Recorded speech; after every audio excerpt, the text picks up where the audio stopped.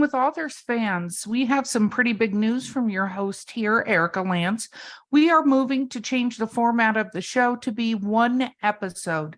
So there's a few episodes that were recorded the old way that we're doing the new way, and that's what you're listening to. So thank you. Don't forget to like and subscribe, and we love having you as fans. On to the show. This podcast could potentially have adult language, adult themes, definitely drinking, and possibly the possibility of sexual content. Listener discretion is advised.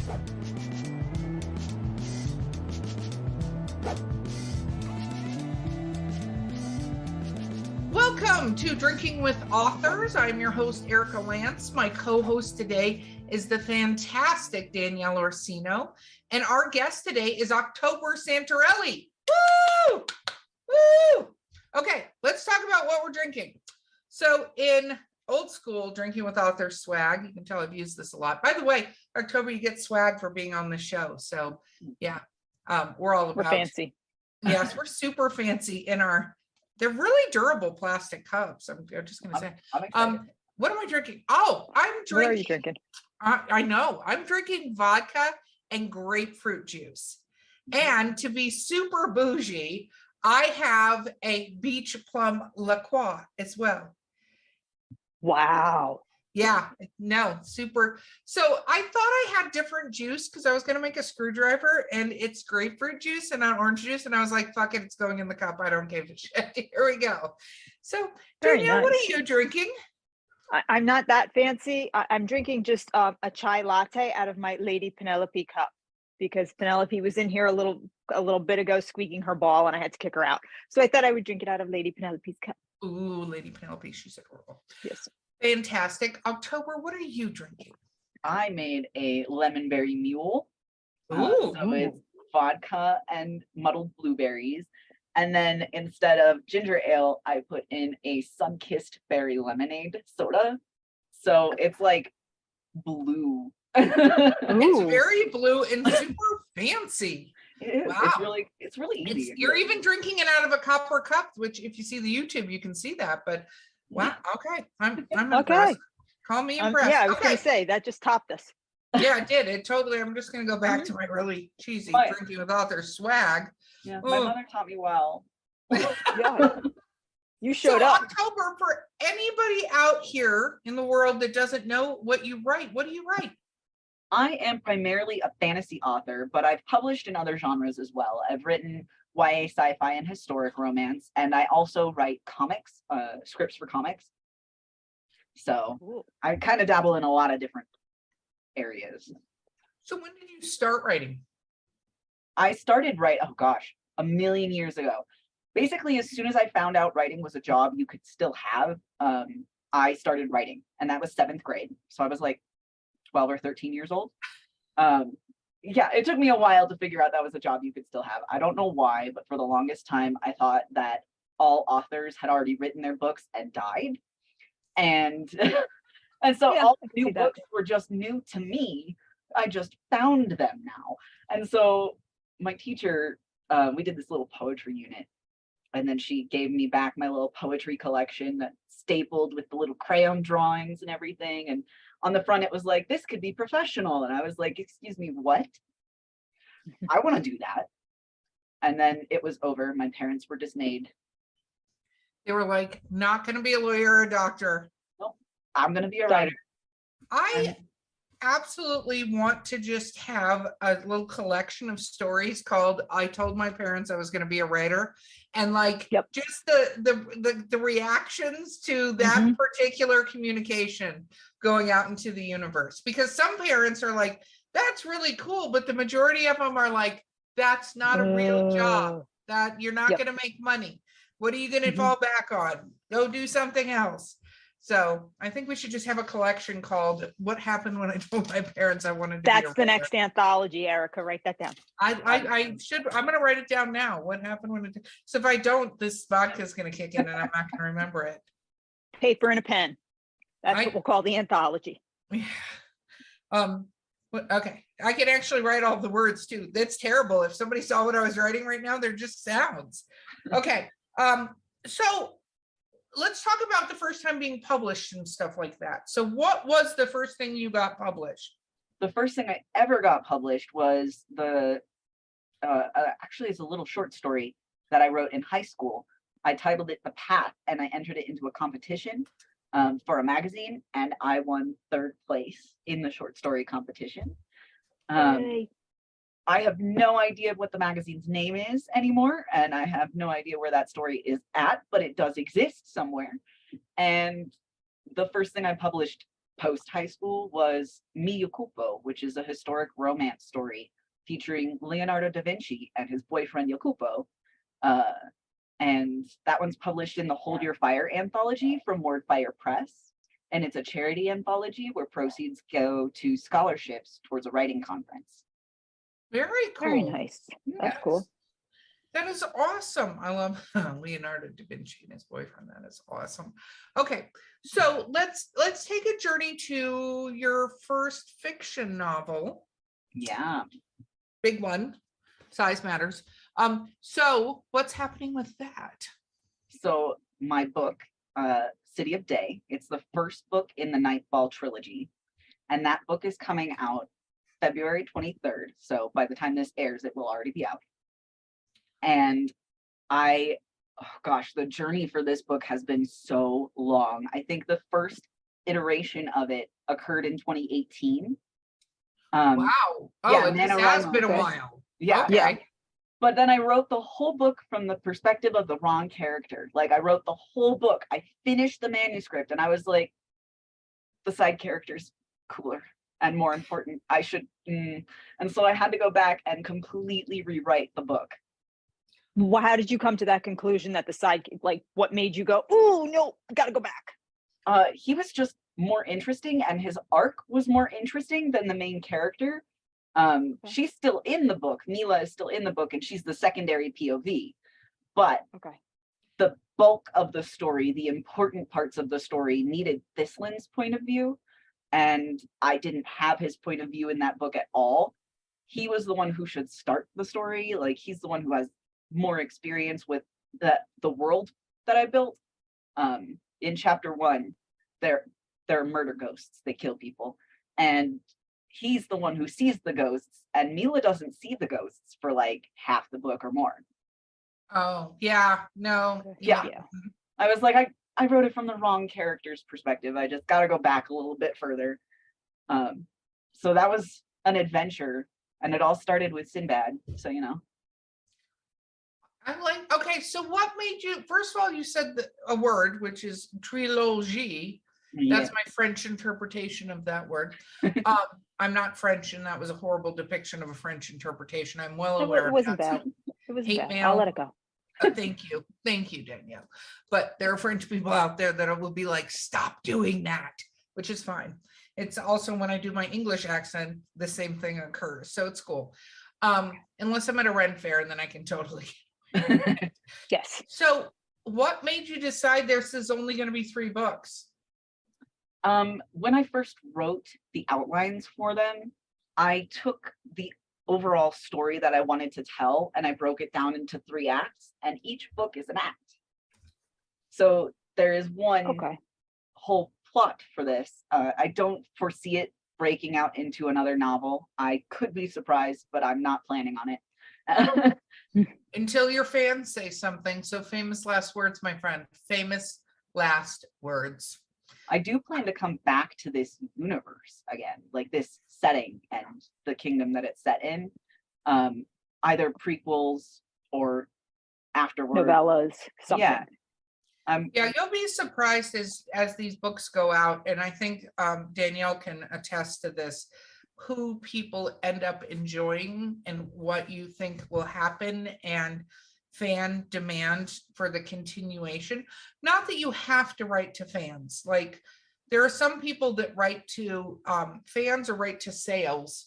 Well, the people that write to sales, I think, are a little bit terrible, because sometimes it's just throwing words on a piece of paper and you can tell they're not as invested in the book as they used to be in previous books. I think we've all experienced that with certain series, right? Mm-hmm. Yep. And then you have the people that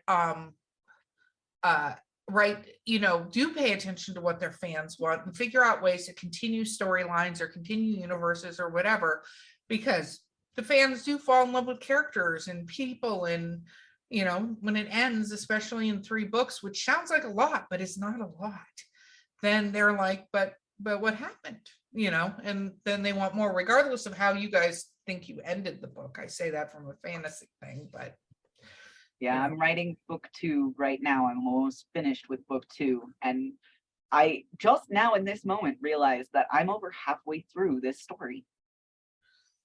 And that's a lot of realization right there. I'm like, oh no, I love my characters and I'm gonna miss them in one more book. Yeah, we'll see what happens. Then you probably still have it in you.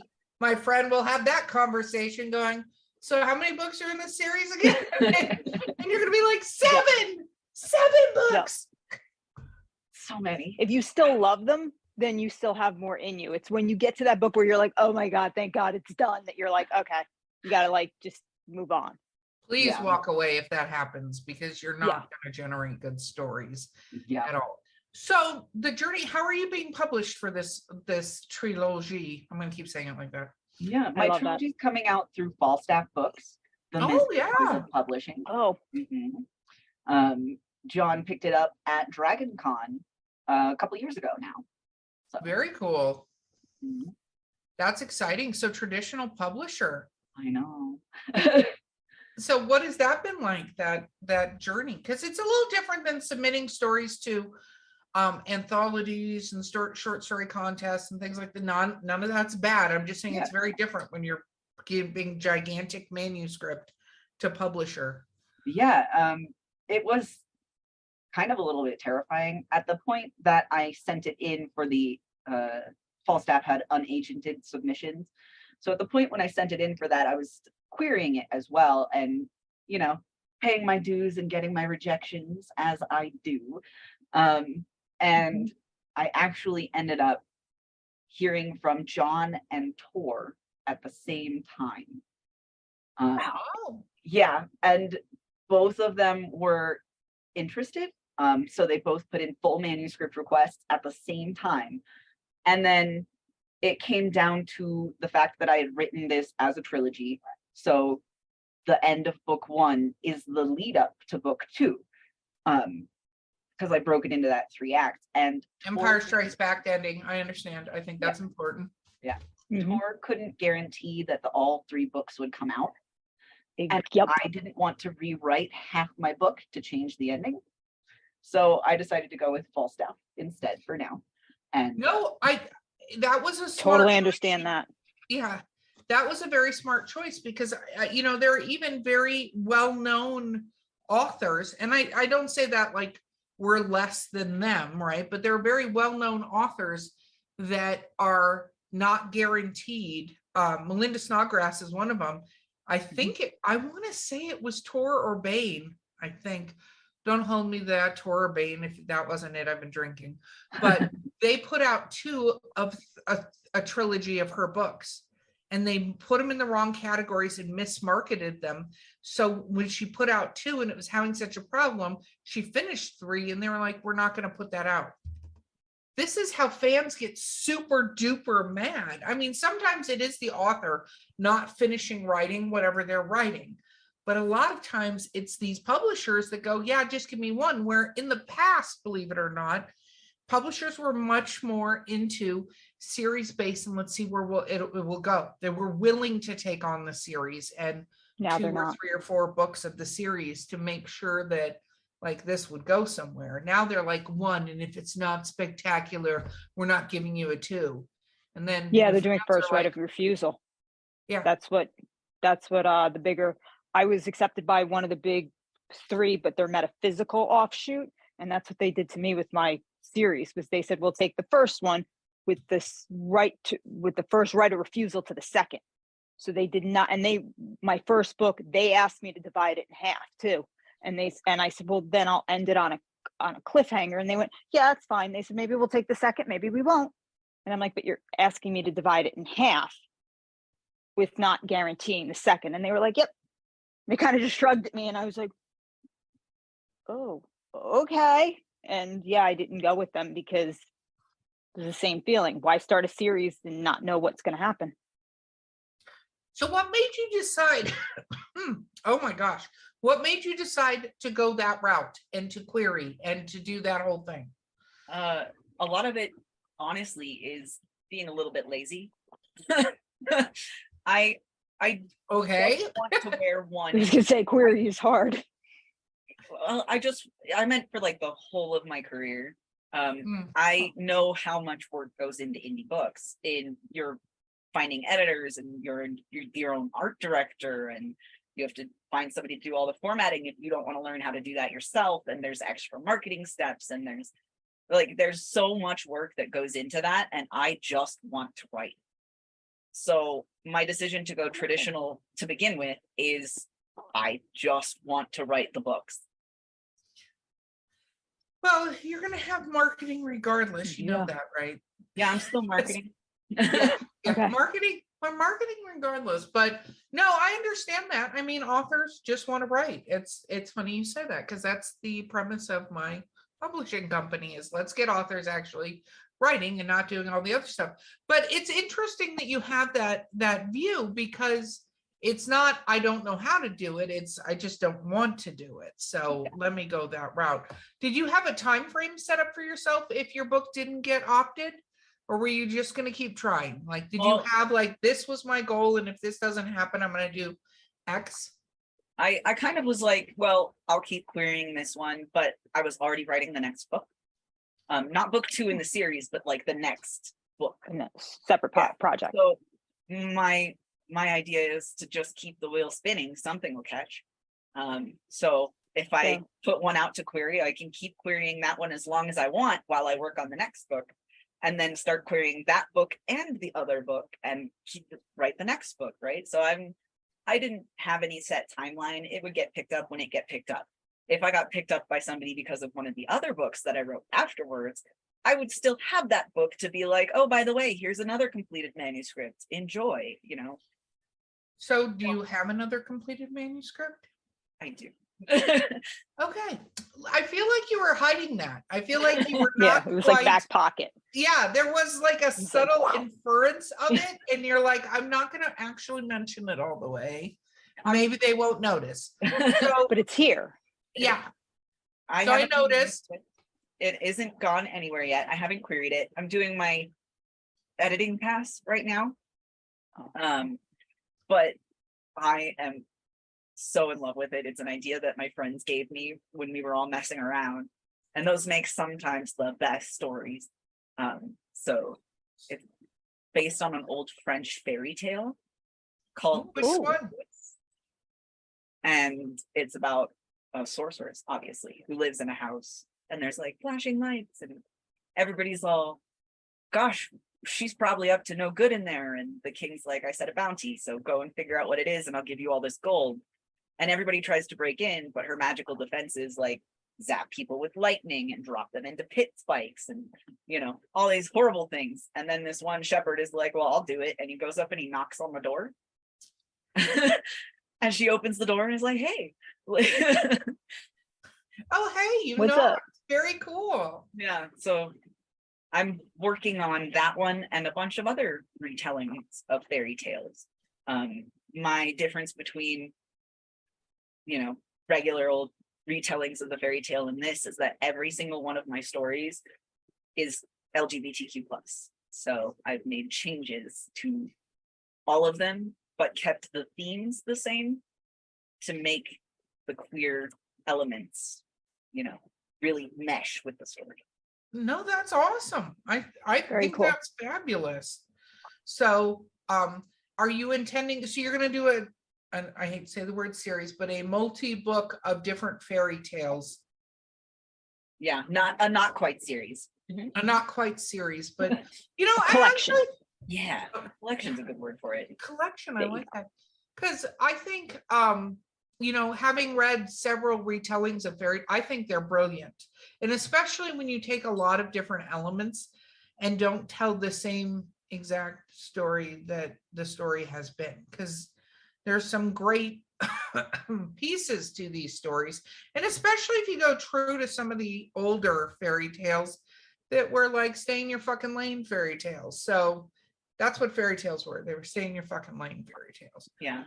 I'm leaning into the, like I said, the original themes. Like Cinderella is still going, oh no, will the prince like me? And Beauty and the Beast is, they're still sitting there like, oh no, you know, will we fall in love? Somebody needs to be stuck in a castle, you know. Sleeping Beauty still goes to sleep. Old school. Yeah. Yeah, how is Sleeping Beauty the star of that story? I'm just saying, like, she's out within minutes of the fucking thing starting. So why is it centered around Aurora? I mean, don't get me wrong, not your Aurora, Danielle, but this Aurora. No problem. Different Aurora. Different Aurora. Got it. Different Aurora. But seriously, I remember watching that going, this is really a story about Maleficent and the prince. Damn straight it's Maleficent. Yeah, seriously, that is what this story is about, because fucking Sleeping Beauty's asleep through most of it. So those cheekbones. Oh my God, the cheekbones.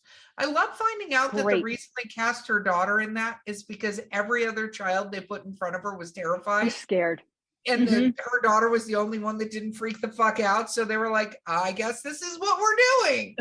Yep. Angelina Jolie was great in that, man. Yeah, whatever worked. I agree. I agree. Okay, so you want to be a writer. What does that mean to you? Oh gosh, it just means telling stories. Like any kind of story, all kinds of stories. I consume them and I want to tell them. So like video games and movies and television and stage plays and books and like any method that you can convey a tale, I want to be good at it. And that's the only thing that like mattered to me since I was 12 years old, is being a really good storyteller. So I write to tell the tale the way I want to tell it, right? I want to hit these emotional notes. I want to get this point across. I want to make my reader feel here and think here. And that's all that I'm thinking about when I'm working, is I've got an idea and I need to give it to you as pristinely as possible. That's awesome. How has it been? Have you gotten a lot of reviews or feedback from the public at large about your stories and stuff? I have gotten short stories and anthologies. It's a little different sometimes on feedback, you know, that I actually do have a novella. It's about 60,000 words that is published with David Brin, award-winning, Academy Award-winning author. David Brin has been on our show. We're fans of David Brin, vice versa. Yeah, David and I wrote a book together. So very cool. 60,000 is not a novella, by the way. For David, it probably is, but that's an actual book. That's so a novella is like 25,000 words, maybe 35. So well done on writing a book. Thank you. Yes. That one is out and I've gotten some feedback on that one. And I got feedback that surprised me. So that, like, most of it. In what way? I think I'm really good at setting. I have never once been complimented on my setting. I am always complimented on my character writing. And I always feel like I'm struggling with that. So like, I don't know. Interesting. I can't interpret my own writing anymore. I'm this close to giving up. Like, how do you deal with reviews? Like, are you somebody that's like, screw the reviews? Or do you go in and like read them? And are you like, let me dissect these? I've read a couple of them. I don't read a lot of them, I admit. I like the ones that like pop up on Goodreads every now and again. But for the most part, I didn't tell it to get reviewed, right? It goes back to why I write in the first place. I just did it to tell that story. Okay. So once the book is out, I'm like, and that's done. Next one. And I'm not so focused on the book that's currently out, which is probably a bad thing. But no, it's not necessarily a bad thing. Reviews are for readers. Reviews can help if you want to see how readers interpreted your work, but you have to stand 10 feet back from that interpretation of your work, because it is through a lens of the internet versus somebody contacting you directly and saying how wonderful they think you are, or what you've done to change their life, or things like, or even coming up to you at a convention and telling you how great your book is. Now, generally people do not come up to you in events to bitch. Generally, there are the Karens and the Bryans, that's what I call them, out there that will go out of their way to be buttheads. I hope that happens to me at some point. I'm super excited about that because I'm gonna fucking Wendy's Twitter their shit. But generally you don't have that happen. But on the internet, you have that filter of they're doing it from a place of anonymity and things like that.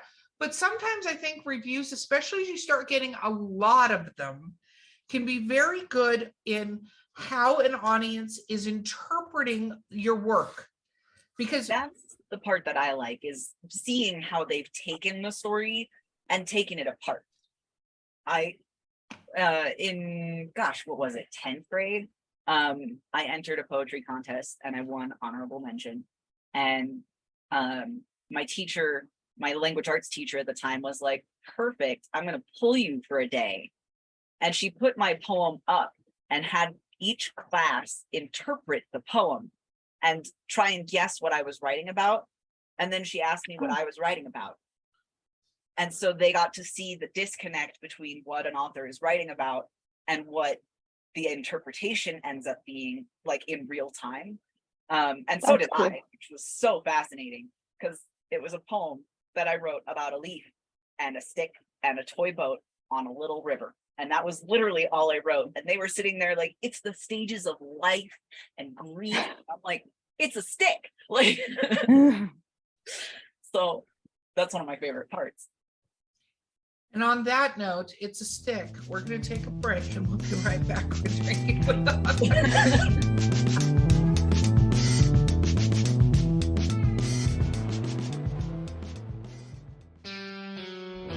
Hey, listeners. You know me, Erica Lance. You're just listening to me in the podcast that you have. But guess what? I'm doing something new. Yeah, she's joining me, Mark Muncy, the author of the Erie, Florida book series in Erie, Appalachia, and we are hosting a new podcast called Erie Travels. Woo-woo! Erie Travels, which covers things like ghosts, cryptids, weird stuff, UFOs, Men in Black, all kinds of fun things that people talk about, and I'm sure you've discussed with friends. Yep, and you can listen to us on your favorite podcast platform of choice, or find us at erietravels.com and join in the fun and all the spooky goodness. And of course, Mark, what do we always say? We'll see you on the other side.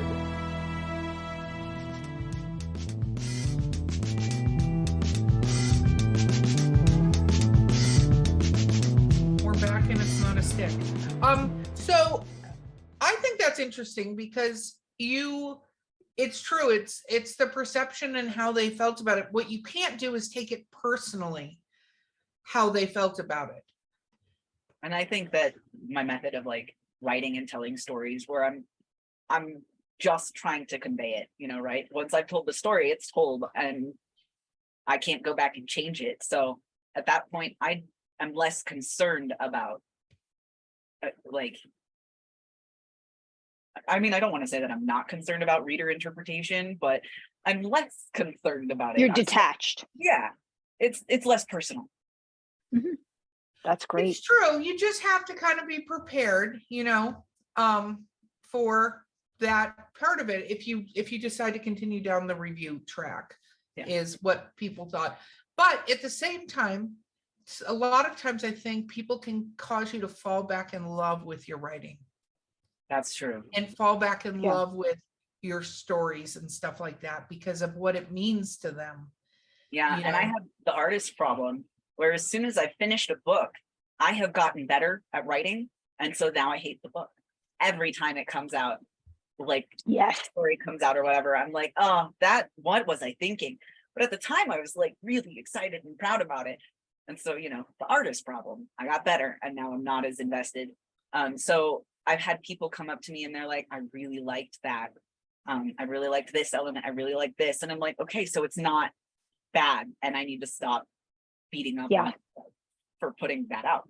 You do. Have you ever seen the interview Anne Rice gave before she passed, but she was talking about Interview with the Vampire and how that was the best writer she was at that time. So she wouldn't want to change it because that's how great she was at that time. And not like, oh my gosh, Anne Rice is a great writer, because I went back after she passed away and re-listened to Interview with the Vampire, and there's some great stuff about it. There's some stuff where if you read her later stuff, you can go, she's a better writer now, because we all get better. Like by the end of the book, we're all better than the first chapter we wrote. But you have to keep going and know that, and not get, her biggest thing was don't get stuck on it. You're going to be a better writer. Like you'll never fix that problem. A while ago, I watched a YouTube video for artists, like drawing artists. But the message of the video was finished is better than perfect. And I needed that pep talk really badly at the time, took it to heart. And now I purposely write really bad first drafts and really short first drafts. I just have to get through the story. And then I do a big rewrite where I actually, sit there and craft it the way I want it. Because now I know where the characters are going and I know what I want them to end up doing. But I have to write a really bad first draft first. I have to suck before I can get better. That's a good way to put it. So it's actually, I like that. Let's talk about your writing environment. What is your optimal writing environment? Like, where do you thrive? I thrive in a basement. Not joking. I have a really nice basement, but I have this little basement apartment, and I have this perfectly sized nook. My desk fits wall to wall. And I sit there with like a little bit of art over the top, and I've got some poster pegboards over there. And I light candles. I have a candle problem. Like I light a candle when I start to work and I turn on music, but I literally have like a dozen different candles on my desk. Oh my goodness. Time. One of them is lit right now. Wow. Are there particular smells that you tend to gravitate towards? Not really, actually. I've got a bunch of different scents, and it's kind of a mood thing for me, where I'm like, all right, which candle am I going to use today? Well, I'm writing a fight scene, so I need something spicy, like it depends on what I'm writing, where I'm at, what my mood is when I go into it. What kind of music do you put on? Because you said music. I do. I have a playlist of Narnia soundtracks, and that is what I put on. And that is the only thing I put on, and that is the only time I listen to the Narnia soundtrack. But it's how did you stumble that was a great idea? I went on YouTube and was looking up ambient music loops to just put on in the background while I was working. And there was one that was ambient winter sounds and Narnia. And I found that one worked the best. And so I went on Spotify and I found the Prince Caspian soundtrack and the Lion, Witch, and the Wardrobe soundtrack, and I assembled my own little list of Narnia instrumental music. And it's like the way that they are not ever too fast or not ever too slow, and they don't crescendo too much, and like there's just this weird perfect middle line that Narnia soundtracks walk that's turns my brain on. Yes. Right. No, it's whatever works. Somebody actually just turned me on to this one. It's called Cryo Chamber. And so I write horror. And so they wrote horror. And it's called Cryo Chamber. And it's like this, it actually has a live loop thing that you can listen to, like live, but it is very kind of like, this one is called Mystical Winters Far Up North, Dark Polar Ambient Mix, but it's very like dark and not like creepy. I have a whole other playlist for creepy, but it's just very like dark setting kind of music. But I think finding whatever like music works for you, and some authors are like, it has to be dead silent. I can't have it be dead silent because then I hear everything else going on in my house and I'm like, what was that? Because it could be haunted, or it could be dogs or cats, one of the other. It's fine, whichever it is, as long as you don't break shit, either one. And but I'll be like, what was that noise? What was this? And it's little noises, but I can hear them. And then I'm like, look at me getting distracted. Boop, boop, boop. I'm going upstairs to see what that noise was that I never find. I'm an ADHD author, so I get that real hard. So am I. Yep. So what about I obviously COVID changed, I say obviously, but COVID changed a lot of things for a lot of us. I used to love to write in cafes, bars, things like that, because I loved the motion around me. I used to get my best writing done in a cafe, and when the plague struck, everything got side railed for me really hard, and I had to completely relearn how to write. Because I was so reliant upon going to a cafe to write that when I was stuck in the silence of my own home, because I was high risk, I couldn't go out at all. I was lost, completely lost. So I actually started doing experiments on me and my other ADHD and a couple of autistic writer friends. And I was like, okay, guys, today we're going to be trying this. And they were like, okay. And I sort of like product tested our productivity in various ways and did research on why I couldn't start writing and how to get over that. And gosh, it took me like 6 months to get back to a point where I was writing consistently. I think that's true for a lot of people. I think there's some people that still haven't gotten back to their jam. John Dover, he's been on the podcast a couple of times. I love him. He's a professional trumpet player as well.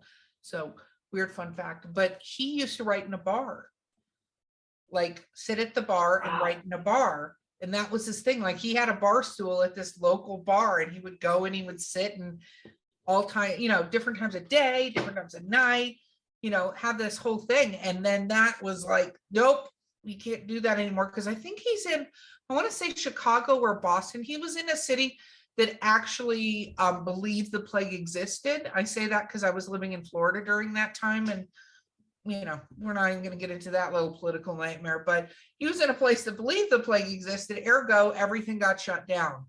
And then when things did reopen, it wasn't, you can go inside. It was, you can go sit like right out there, in the corner in an igloo by yourself. Same thing as being home, except for more expensive drinks. What about snacky poos? Are you a snacker when you write? I am not. I have a water bottle by my side, but I take breaks to go get snacks on purpose, because otherwise I just won't move all day, because I will write all day. And then it's like I've forgotten to eat. I've hyperfixated so hard that I've forgotten to eat all day. It's 8 o'clock at night and I finally stop writing. And not only am I like, my butt hurts from sitting all day, but now I'm starving. And it all just happened at once. And like, so I set timers and I get up every hour and a half and I'll go and grab like a little thing, like a handful of trail mix, or go and grab one of my roommate's donuts. He always gets donuts. That's a good roommate. It's a good roommate. Always. Are they good donuts or are they like Dunkin' Donuts donuts? There's this place called Glimmers here in Colorado that is so good. And he gets the Glimmers stuff. That's amazing. I think finding like a good donut place can make all the difference, because you can obviously, Krispy Kreme has its place, don't get me wrong, and you can eat too many of them. I've proven that, but in one sitting, but a good, really good donut place, especially ones with maple bacon donuts. I love maple bacon. They've got really good meat. You've never had a maple bacon donut, Danielle? I've never had a Krispy Kreme. Oh my God. I feel like I just have to keep reintroducing you into the world. I just don't understand. I know. I took her to Sonic for the first time. I was like, yeah, that was a new experience. Never had Sonic. They have really good food. I'm like, how is that possible? Okay, so you have done quite a few events. You were at DragonCon, that's how we met you. Yep. Let's talk about events. How did you get into doing those sort of things? Well, I actually used to be a professional cosplayer in my early 20s. And then I started making more money working for my sponsor at the time as a vendor. So I swapped over to doing that full time rather than pro cosplaying. And then I was a convention vendor for long enough that like from then to now, I've done public speaking the whole time. I used to do speeches and panel presentations about how to pose for photographs or, 20 different ways to use a milk bottle for cosplay. I was going to say, let's put that little, it's for cosplay and not for blowing up things. Yes. Yeah. And then when I became a vendor, I did it once or twice at some conventions to, fill space, that they had extra space. So I'd apply, knowing I'd be at that con. When I started getting things published, when my writing started to pick up, I was like, great, I'll do it again. And I started out talking about sensitivity reading, which is technically my quote unquote day job. Sensitivity reading is where you read other people's manuscripts for minority content and make sure that it's respectful and add depth and update outdated terminology and all that sort of stuff. I'm one of the oldest sensitivity readers in the business. Wow. I started about 5 years ago, and it's such a new profession that 5 years in it makes me a veteran. No, and I have a publishing company. I talk about it on the show, and we have a lot of LGBT authors, own voice authors, that sort of thing. But whenever somebody who is not in that particular vein, doesn't identify in a group like that, we have our readers that are sensitivity readers, just to make sure that whatever they're communicating is good and not offensive. And generally it's not intentioned offensiveness, it's unknowing offensiveness. Yeah, at the point that an author is seeking out a sensitivity reader, they're already, good at heart. The ones that really don't care won't get a sensitivity reader. So what has that been like going into that? Because, obviously somebody's looking for it and goes, hey, I want you to do this, but do you still run into difficulty when you're trying to do corrections or things like that? There have been a couple of times where I was worried about how an author would react to the information that I was giving them. There's a couple of authors where I did a sensitivity read and was like, I suggest that you make a change to this, and maybe you could do this here. And they were like, it's fine. And I was like, okay, why did you pay me? But I mean, like, I got paid, but okay. Like, but for the most part, I haven't had too much difficulty. I've only had to turn down one sensitivity read. I was terrified of one that this woman gave me a book, and it started out very heavily Christian themed. And I was terrified to finish that book. I was like, I don't want to know what the queer element in this story is. But it was actually this really beautiful story about a Christian housewife who meets her daughter's gay best friend and completely changes her outlook on life and how she interprets her own faith. And I was like, okay, that's a really good book. And I was so afraid to start that one. I was so afraid that I'd have to be like, so this is bad. And it wasn't. It was awesome. For the most part, yeah. That's very cool. When you go to offer your services for that, is that something like you have your own website set up? How do you generally find work as a sensitivity? Mine is mostly through word of mouth, and the conference Superstars Writing Seminar, where I started as a sensitivity reader.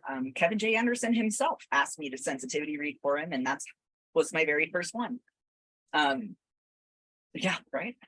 But that's awesome. I get a lot of traction through that and other conventions where I talk about being a sensitivity reader. It is on my website, but my website is mostly focused on my writing. That's what I'm hoping to transition to full time eventually. Sensitivity reading does make a very good turnaround on monetarily, but writing's where my heart's at. That makes sense. So what about so you have book 1 coming out, you've written book 2. When is that intended to come out? That one's supposed to come out early 2024. Okay, so you want to do writing full time. Yeah. you must go faster. I know. So what is your, that's my new line. I feel like I really should Jeff Goldblum back in the van and just get a meme of me going, must go faster. Must go faster. You need a pillow or something. Especially if you want to, do writing full time, it is about quantity, quality, but quantity, because that's backlist. For the most part, I can't stop I can't move up the release dates for these because it's traditional, and traditional is a little sluggish. I am working again, like I said, I'm always working on the next book. So as I'm writing the end of book 2, I'm editing this other manuscript. And as soon as that's done, I'm going to query it. So I'm planning on, and as soon as that one's out to query and that one's off to the publisher, I'm going to write the next book. So I am planning on moving faster. I can get, I think, about 4 books done in a year. No, that would be brilliant. Yeah, that's what I'm aiming for. And you don't have an exclusivity contract with your publisher, so they don't have to take the next one. You could go wherever you want with the other series. Yep. Okay. My publisher is actually really awesome about that. John is of the belief that if you land a bigger publisher than Falstaff, it's good for Falstaff's bottom line, because they'll go back and find your books that I've published with them. So he gets sales anyway if I get a better contract. John Hartnett, he's been on the show before. He is a friend of Drinking with Authors as well. And one thing is where he landed on his traditional publishing contracts, because he was a published author before he started Falstaff Books. And we think very similarly in the publishing vein, because he has a situation where I don't think, if I recall correctly, so John, if you're listening, he cannot put out another full-length book within 6 months of his publisher putting out a full-length book, which they put out every 6 months. So he has to put out novellas, because it doesn't say that part of the contract, but he can't do the big books because it does say that in his contract. So, there's a lot of, we have an author, Mark Muncy, who had a contract with Bain, where right now they literally have, still to this day, first right of refusal on everything that he writes. Everything. They have first right of refusal. Yeah, I think that having Falstaff as my publisher actually sets me up for a lot better success with bigger houses as well, because I'm like, I already have a publisher. So if I get a literary agent that's like, he can't give you that for all of the books, because he's got a different publisher already. I feel like that gives me a little bit of a better negotiating spot. It definitely can. I would look for the mid-sized publishers though, because the big 5, you're going to find a totally different experience than you have with Falstaff, which is unfortunate. Yeah. With those. Okay. Danielle, do you have questions? I realize I'm just talking. I'm sorry. No, that's okay. I was actually going to ask about the covers, and did you have a lot of say in them, or did you go in with a concept, or were they just like, hey, this is what we're thinking? I went in with a concept, like a really rough concept, and it was like a hand holding a crystal ball with the city in the crystal ball, because it's city of day, and it would be daytime in that one, and then on the next cover the hand's in a different position, but the orb is the city at nighttime for city of night. I was like, that would be really cool. And they were like, we like that, but, and I was like, okay, but what? And they were like, we want to just do a painted cover, a full painted wrap cover. And I was like, well, I'm not going to say no to that. And so they've done the city, and as soon as it's painted during the daytime, it's going to be perfect. But right now it's still in the works. So okay, very cool. Well, at least they gave you a say. Yeah, they gave me the city, and that's what I wanted most. That was the focal point of the covers. So let's talk about cosplay, because our friend here, Danielle, is an avid cosplayer. I'm a cosplayer as well.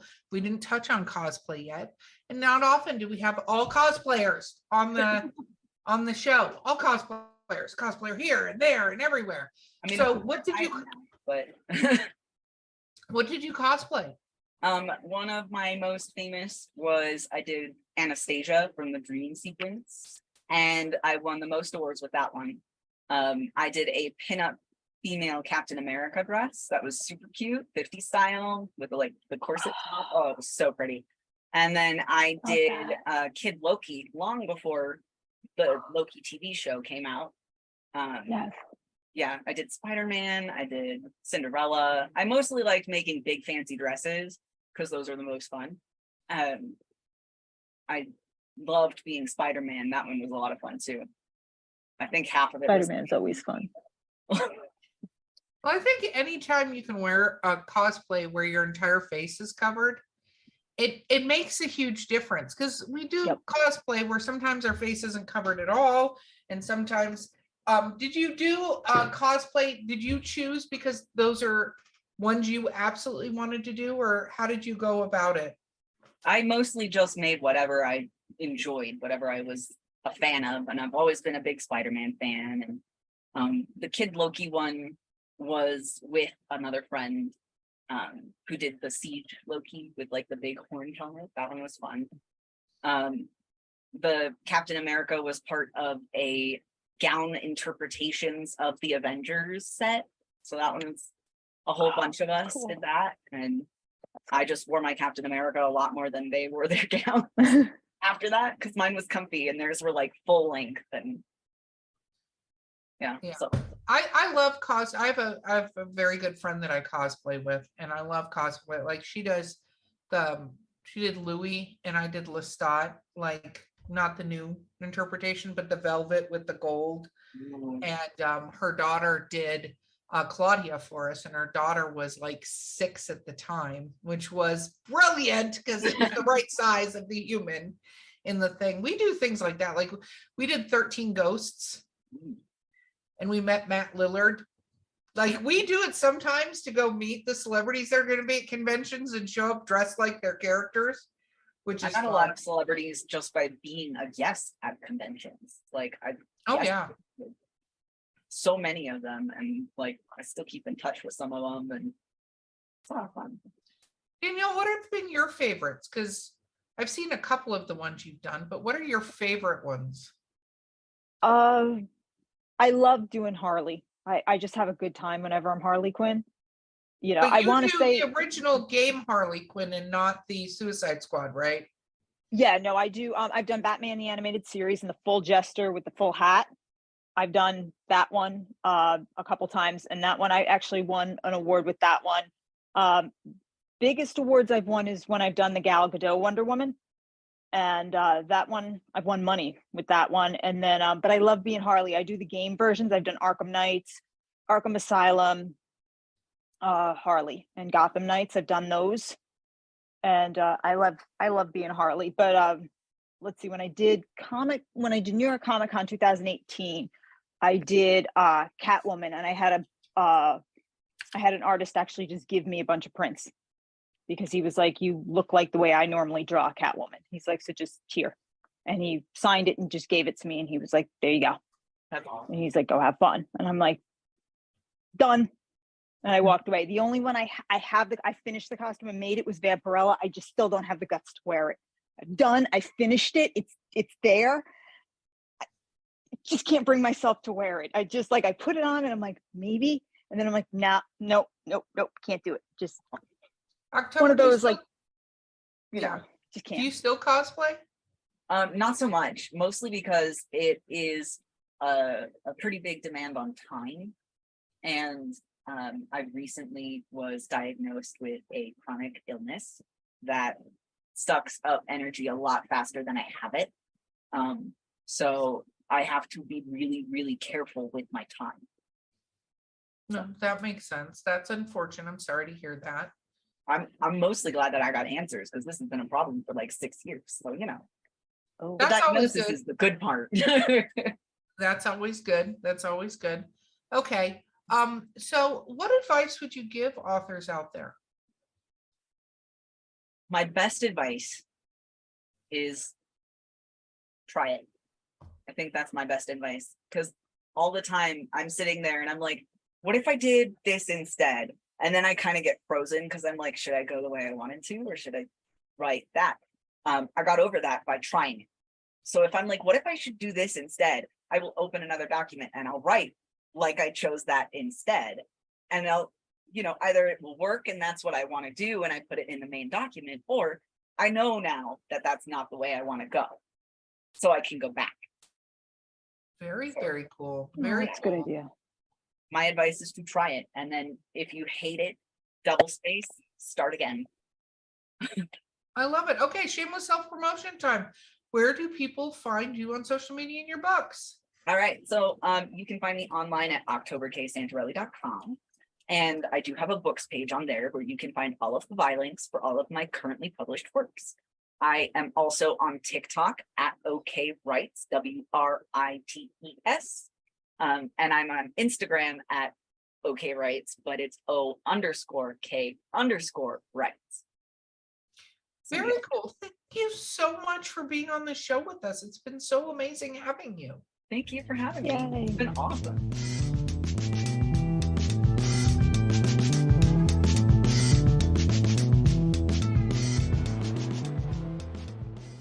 Hello, Drinking with Authors fans. This is your host, Erica Lance. Because of the change of the format of the show, welcome to the literary briefs portion. Enjoy.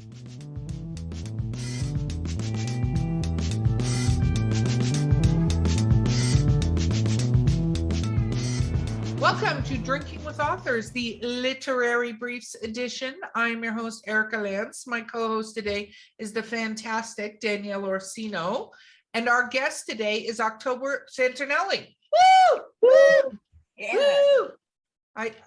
My producer stopped adding in the woo part because he's like, you're just too loud. Anyway, it's fine. It's fine. Okay, let's talk about what we're drinking before we get on with rapid fire. I am finishing up the last of my grapefruit and vodka because I thought I had orange juice. So this is my solution to not being able to have a screwdriver. But I also have a little bit left of my beach plum. There are not plums on beaches. I don't know where they come up with this shit, but it's beach plum La Croix. So it's got a beach scene and a plum on the can. Hashtag weird marketing techniques. And what's really funny is it has a bunch of sharks on it. With the plums. Whoever did this, I feel like somebody was drunk the day they were like, you know what we should do? I've got an idea. Let's do beach plums because they're nowhere near each other, and we'll have some yellow and pink sharks. Let's do it. They must have fun there. Okay, Danielle, what are you drinking? I'm still nursing my chai latte in my Lady Penelope cup. Lady Penelope. Lady Penelope. October, what are you drinking? I just finished my lemon berry mule, so I am drinking water out of this gigantic water bottle. Aren't What those the hell best? is that at the handle? Wait, go back.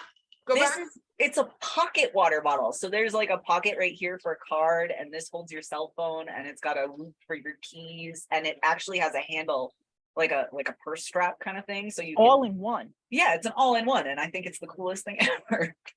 That is a first. I've never seen anything like that I before. love that. It's amazing. Okay, so here we go, rapid fire. What is your favorite book of all time? Magic's Pawn by Mercedes Lackey. Why? Because that was a book that saved my life when I was young and came out as gay for the first time. That was one of the first books that I picked up with queer representation, and one of the first ones that told me it was okay. Very cool. What is your least favorite book? I ask this of everybody, so you can't get that look on your face like, how dare you? I'm like, oh no. We all get to throw shade at other people on this show. Ender's Game. I think that was such an overrated sci-fi book. Really? So I read that book. I stayed up all night reading it. I mean, like, yeah, it's a good read. It's got good hooks, but at the same time, if you look at the world building and like the character growth, there is no character growth. No. It's like, it's a popcorn book. It's one that you eat because you're there. Oh yeah. Yeah. But it's That's not a good way to put it. Yeah. No, I agree. Well, the whole series went in a weird direction to me. A lot of people love that series. I don't need hate mail.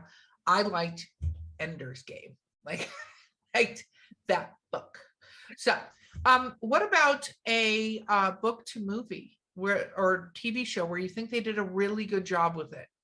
The Series of Unfortunate Events. That one was so good.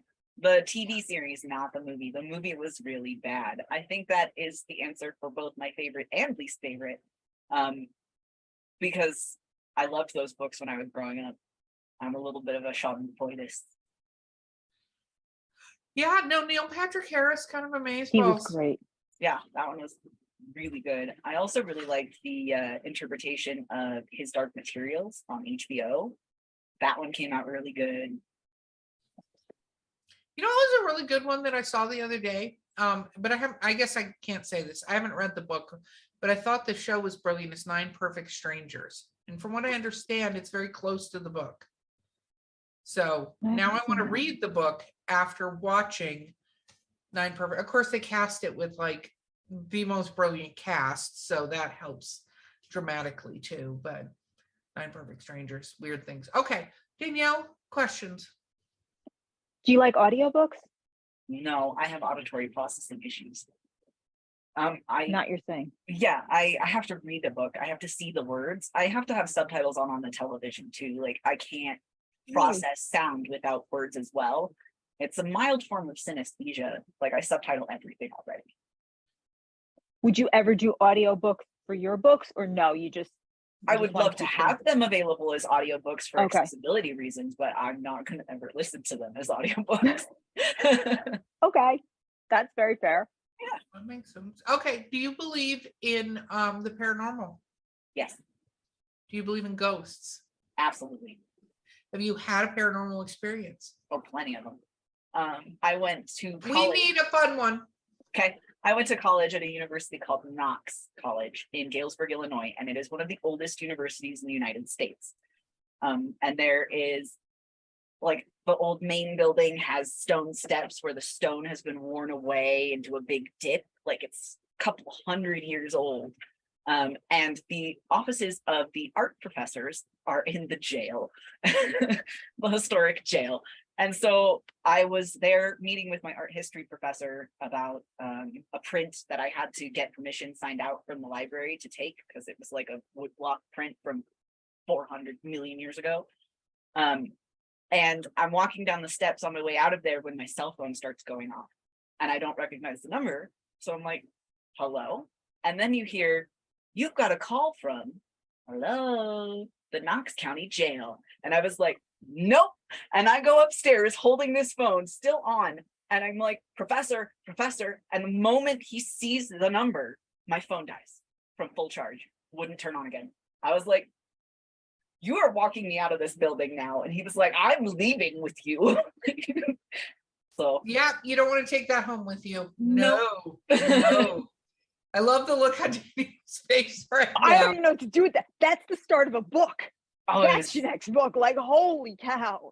No, no, I'll mess with that. See, you need to Sage send that that. story into me or any stories at my other podcast, Eerie Travels. We take listener tales. You Exactly. should send in some stories. okay. We love reading listener tales. But okay, what about what is a weird food combination that you like?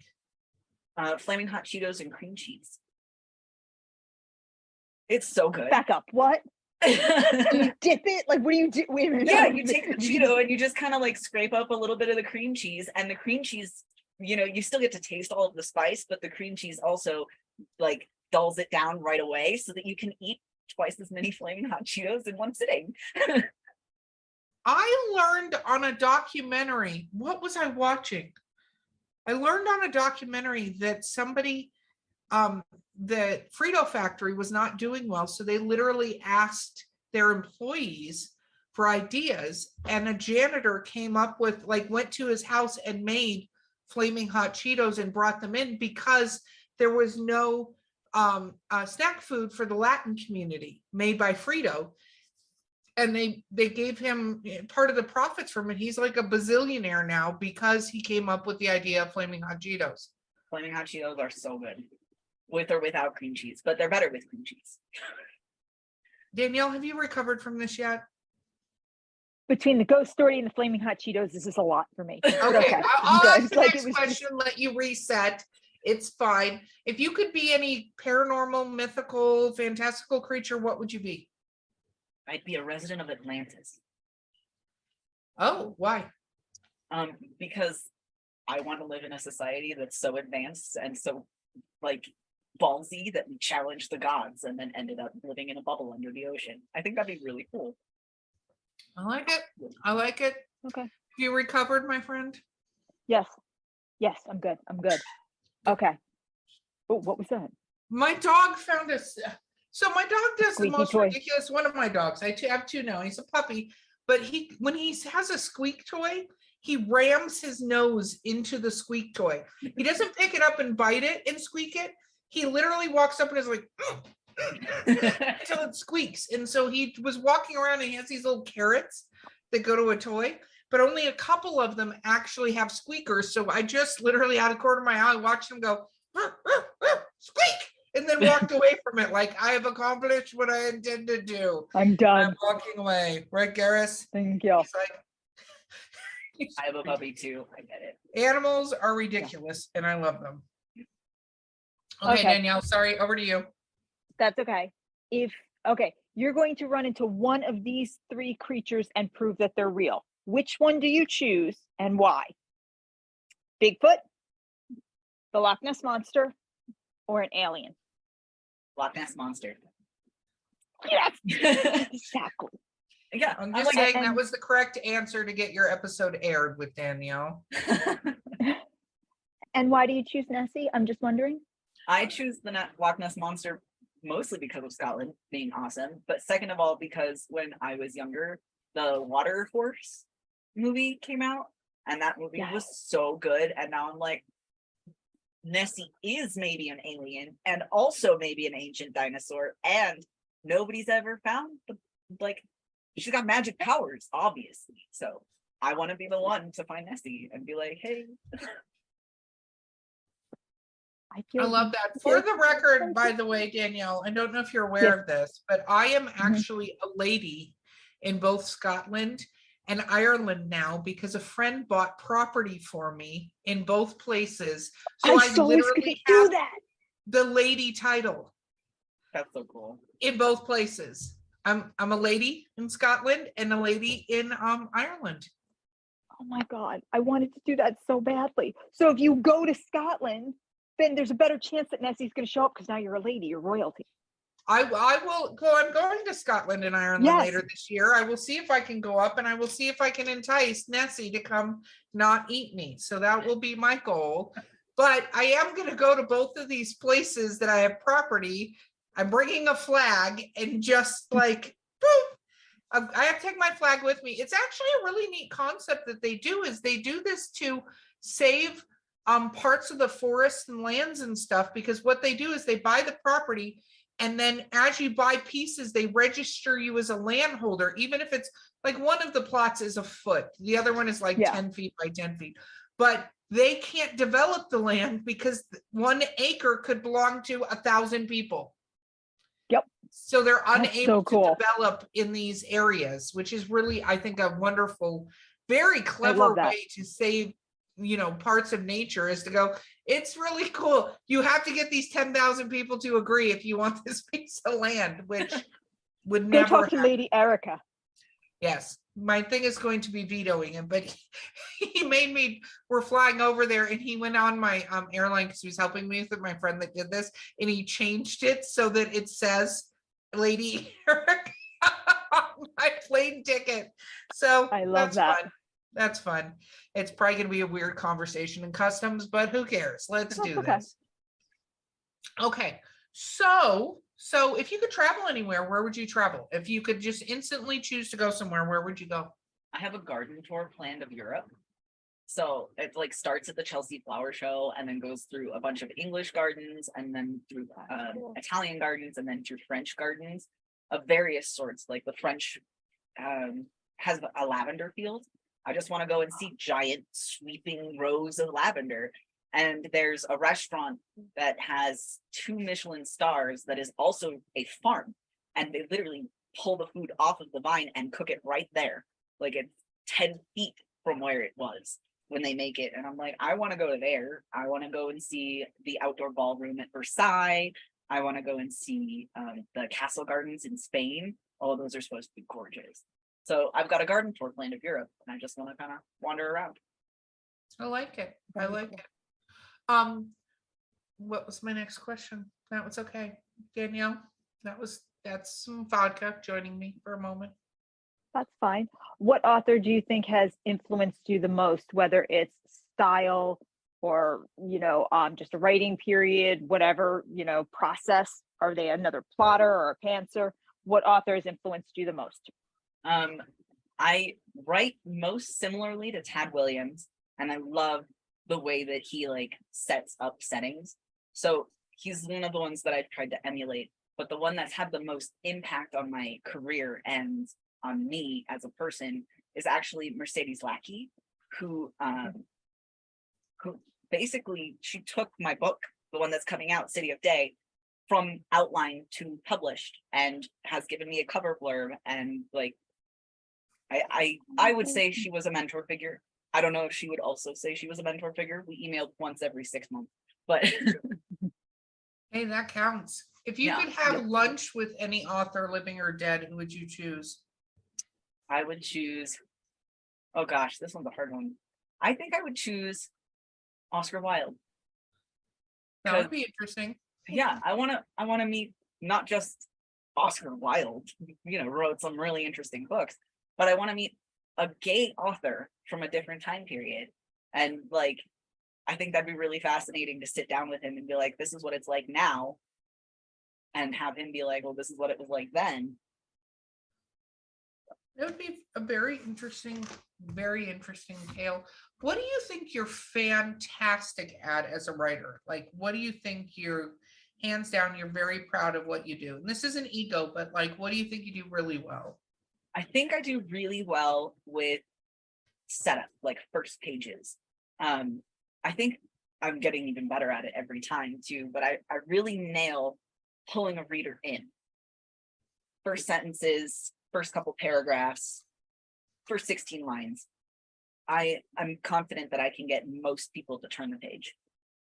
Very cool. What do you think you're not good at? I always thought I was really bad at character arcs. I feel like I have to put a lot more work into getting a character from point A to point B. Apparently other people think I'm good at it, so the struggle to get that arc written out works, I guess. Very cool. What about what is a genre that you haven't written in yet that you want to? Does video games count? Yeah. I want to write for video games. I think that'd be awesome. Very cool. Yeah, I want to script a video game. I want to have an NPC quest line.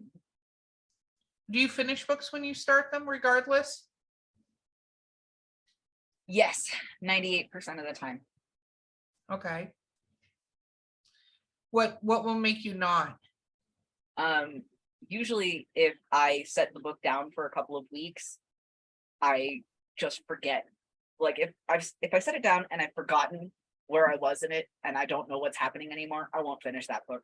I'll either restart it or not, but it goes back on the to be read shelf and I pick something else that catches my fancy for a little while. Okay. What about reviews? Do you write reviews all the time? I do write reviews. I've most recently wrote a review for my friend FT Lukens, who just put out, well, it's not out yet. I got the advanced reader copy of a book called Spellbound. It's an urban fantasy with queer main characters, and it was so good. So I just posted that one a couple days ago. Will you post even if it's not a good review? Yes, I have posted negative or middling reviews before. Very cool. Do you try to reach out to the authors ever to go, hey, fun story about your book? No, I have not reached out to authors about that, face to face. I let the ones that I do advanced reader copies for, I let them know that I left a review, but that's about it. Very cool. Are you a hard reviewer? I'm sorry, Erica. Yeah, no, go ahead. No, please jump in. Am I tough on books? Are you tough on books, or do you try to look at it as, if you're just reading for fun, it's do you try to go, okay, well, this was good, this was good, this was good. So it's a 3-star review. I try and do a little bit of both. There is always something in a book that was okay or good, So I will always be like, well, I liked this element, but here's all the problems. Or I'll be like, this was a fantastic book, and these are the top 3 reasons why. Or I'll be like, this book was kind of in the middle for me. This was great. This ruined it. So, Okay. Fair enough. yeah, I try to be nice-ish. Have you autographed books before? Yeah, it was terrible. What was that like when you first autographed a book? It still freaks me out to this day. Like, people will bring up a book to me and I'm like, well, I didn't know. Don't give it to me. No, it's okay. I have pens on me now all the time, just in case. I've signed my book in a bookstore before. That was wild. Because it was just it was one of those things where it was on the shelf at a Barnes and Noble, but you have to like order my book. So somebody ordered my book and then didn't pick it up. And so I ended up on the shelf and I was like, ooh, I can sign it. Did you do you have little phrases that you put in your books? Every now and again I do. For the book that I wrote with David Brin, the YA sci-fi, I usually put like have fun in space, because the main character goes to outer space and then comes back. And you know, something like that. Or I think they're important. I think as authors, you got to have them in your back pocket, because just signing a book is not the same as throwing in a little, tagline, personalizing it a little bit, but you should have set up taglines, because you can't personalize 100 different copies with 100 different taglines. Yeah. And I'm like, I practiced my signature. I did not practice taglines, and I was not prepared to start putting them in there. I think for this next book, I'm going to work on that a little bit more. I would come up with a couple taglines, maybe 2 or 3, and especially if you're doing the series, that you can throw in the book at any moment in time. You could be like, here's my hashtags, there you go. So it's going to be exciting when you have that book in your hand. So the first time you got the book with David Brin in your hand, what was that like? It was so cool. I grew up reading the Animorphs, and the cover for Storm's Eye, which is the title of the book that I wrote with David Brin, looks like an Animorphs book. And it was so like, I was like, ooh, I made up this alien, the perfect pachyderm is what I called it. It was a combination elephant, hippo, rhino. And they put the alien on the cover. And it looked just like I pictured it. I was like, this is so cool. And like, I made up weird colors for this world, and they put those weird colors in, and I was like, this is what I wrote. And they literally brought it to life, and it was really neat. That's cool. That's very neat when that happens. I 1000% agree. Okay, what's your favorite clothes to wear when you're writing? Pajamas. I wear like a t-shirt and a sweater over that, because I write in a basement. It's a little chilly down here all the time, so I always have a sweater. And then it's a very bright basement. If you're in that basement right now, it is no one would think you were in a basement. It is very brightly colored. Yeah, it's a really nice basement. It's just a little chilly. And I do have like a really big window in there. Like it's like double wide window with a double wide deep bay. Oh, it's lets in plenty of light. So it's not like I'm in a scary basement, but yeah, I wear sweatpants, and I have a pair of fluffy unicorn slippers, and I wear those every time I write. I'm a big fan of the PJs and the slippers. I feel like that is my comfort zone on clothing. It's true with just life though. I wear PJ pants all the time. My boyfriend makes fun of me because the amount of PJ pants, the amount of jeans I have, very different ratio. I have 2 pairs of jeans, just 2. And I have like a dozen pairs of pastel colored sweatpants. So I love that. I think that's brilliant. Okay. What is my next question? Danielle, what is your next question? Is there a period that you'd like to write? Like, do you want to take on the 20s or the 50s? Is there just a period that you haven't tackled that you think you'd like to write in? Yeah, I think I'd like to write the turn of the century, like 1890 to 1910 was such an interesting 20 years. I think that one would be really fun to write a story in. I've written in the Italian Renaissance before, with my short story Jaculpo, and I wouldn't mind going back there, because that's another one that I have a lot of fun in. So Do you go down a research super highway? Do you over research? For historic stuff, yes, I definitely over researched the Leonardo da Vinci story. Like, it was like a really short story, and I spent 3 days doing research. And it was like 500 words, like, or 5,000 words. I was like, it's really tiny, and I spent a lot of time looking stuff up. It's very historically accurate, actually. I took very few liberties, but for the rest of my books, I typically don't do a whole lot of research because I write fantasy. So I can make it up half the time if I have to. Every now and again, like, I look up different words. That's mostly what I do. What about world building? How are you keeping track of your world? I have different notebooks, and I've got, like, I'll write down in the notebook. Each one has its own little section, and I'll put like little pull tabs. I think I have the pull tabs right here. Oh no, I've got the sticky notes, but but like I put these little pull tabs so that I can just flip to that area really quickly. And so I just mark it all down in a notebook and keep it there. There's one series that I have that I'm working on the outlines for that has its own entire notebook because it is a 12-book series. Wow. Yeah. See, that's a series right there. This trilogy that you're doing. Do you see I brought that back, Danielle? Yes, I like that. I like the you like the callback. Circle, bring it callback. back. Yep. Yeah, is I like that. Clap. What about your favorite dessert? So Olive Garden used to have those tiramisu shots with the amaretto soaked lady fingers, and then they stopped carrying them. So I learned how to make it, and that is my favorite dessert. Well, it's not good when you learn how to make some of these desserts. It's terrible for me. The only thing that keeps me from making it all the time is the fact that making tiramisu is actually kind of difficult, and amaretto is expensive. No, trust me. What I'm gonna get for my birthday, because I watch way too much Great British Baking Show. I love that show. It is the most relaxing thing in the entire universe to me, because British people are so nice to each other on that show. Like, even when they're in a bad spot, they're like so pleasant that, like, unlike a lot of American baking shows where like, this was terrible, flip the thing, where they're like, this is a bit stodgy. And we got the English accent. Yeah, it's a bit stodgy. I had to look up what stodgy meant, by the way, because I didn't know what stodgy meant. And I knew what a soggy bottom was, but I didn't know what stodgy meant. And so I'm making macarons because I absolutely freaking love macarons. They're terribly difficult, but this is my little birthday thing to myself. I'm going to figure out how to make macarons. I think everybody should learn how to make things. I learned how to make the Olive Garden Alfredo sauce, actually.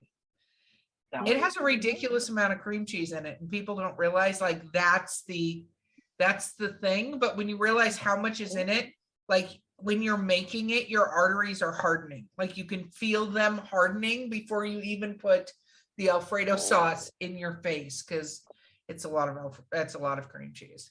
I learned how to bake a 4-layer berry tart with handmade whipped cream from a Pride and Prejudice cookbook. That was fun. Wow. Oh. And it's pretty. Wow. It's like a showstopper. It's my show off cake. You're like, I like you. Let me show you something. But I only do it once. Yeah. Do you make desserts, Danielle? I've done cannolis, and I do a good cheesecake that I have to make for my dad every holiday. Like, that's the only thing. He's like, oh, you coming over? You bringing a cheesecake, right? That's all I do. After that, I got nothing. No, I bought a mixer so I'm telling you, I'm not sure how this will end result. I will keep the listeners updated on my macaron progress once I start making them, because they're really hard to make without you, because they got to be chewy but crispy. Do you see my little crispy gesture? Yeah, I like that. You got to have the right fillings, and I'm super. Yep.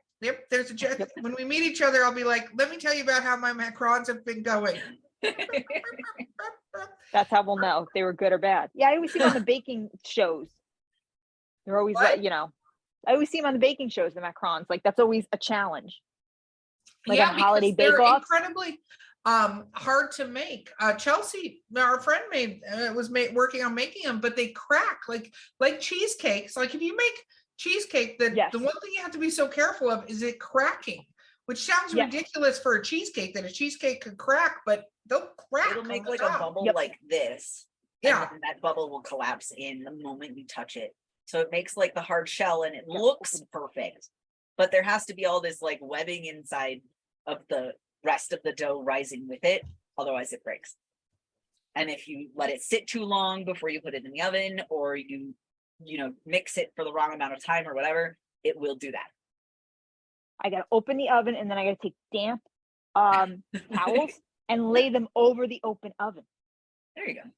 That's a good way to do that for the cheesecake. 15 minutes. That's what I do for the cheesecake. Last 15 minutes. Turn the oven off, and then you lay them over. That's a good. That's my little trick. That's all I got. Look at us baking things and stuff. We're more than just authors. We fucking bake shit. So and cosplay. You see? We cosplay. Look at multi-talented humans on the show. We drink and know things. Drink and know things. Okay. Danielle, ask the final question. Oh, you're giving that to me after all the baking? Okay. I just brought up the macarons and I said it correctly. So macarons. Oh, that was very good. October, do you have one hidden talent that maybe nobody knows about that you'd now like to share with all of us since you've been drinking? Maybe we'll get it out of you. I'm a watercolor artist. Oh. But I don't share my watercolors in. Would you ever think though maybe about putting it like on a chapter heading or something? I've considered putting it on like bookmarks and selling some bookmarks. That's but cool. I haven't done that yet. Very cool. Look at multi-talented humans here. I appreciate that. Okay, shameless self-promotion time, October. Tell people about books and where to find you. Awesome. I'm October K Santerelli, and you can find me online at octoberksanterelli.com, where I have a catalog for all of my current published works. You can also find me on TikTok at OKWrites, WRITES, and you can find me on Instagram at O_K_Writes, WRITES. Very, very cool. It was so amazing having you on the show. Thanks for having me. This was fun. This Absolutely. rapid fire was not as scary as I thought it would.